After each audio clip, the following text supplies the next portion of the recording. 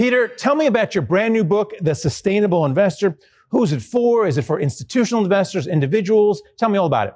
It's a book that really gets into what sustainable investing means because there's a lot of misinformation and disinformation out there about it. Originally, it was written for financial advisors, but it's written in a way that anybody who has an interest in sustainable investing can understand.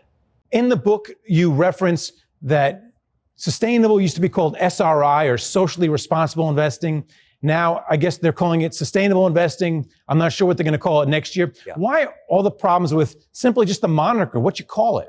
Well, it's become really politicized, and there's a lot of mis and disinformation out there about it, and I really wanted to put out what sustainable investing really is. Now, I live in Asheville, North Carolina. We were hit with Hurricane Helene, and one of the things that I realized during that whole process is that we weren't prepared for that storm. And so I thought about, what does SRI really mean? Sustainable means that we still need to reduce our impact.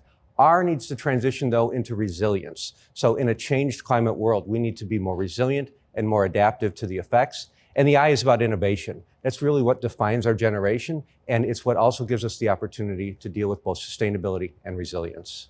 Say an advisor wants to offer SRI or sustainable investments. Where should they start?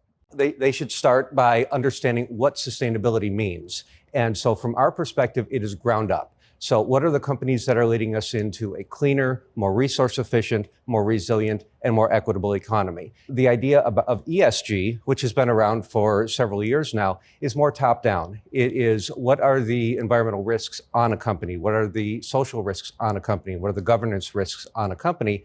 And how does that affect potential long-term returns? How can sustainable investing, or SRI, help advisors who want to keep their clients' assets as they're being transferred to the next generation? Because the next generation is very interested in sustainable investing. Could that be a cornerstone during this great wealth transfer? Oh, absolutely it is. Morgan Stanley does really good reporting on this and does surveys just about every year. And according to them, 99% of Gen Z, 97% of millennials, and 86% of Gen X are either somewhat or very interested in sustainable investing. And so if you're an advisor and you don't have a sustainable investing option for that next generation, odds are they're going to go somewhere else that does. And then finally, let's get back to the politics one more time. A lot of people have been dismissing sustainable investing as woke investing. What's your counter to that? What they're talking about is ESG, because ESG really came out as trying to change the world, if you will. But it was really sort of flipped on its head. The reality is that ESG is a risk measurement. It's not about it's not about the impact that a company has on the world around it. It's the impact that is on a company. It's the ESG risk on the company. So it's really a due diligence practice. All right. Well, thanks a lot for coming on and talking about it. Absolutely. Thank you, Greg.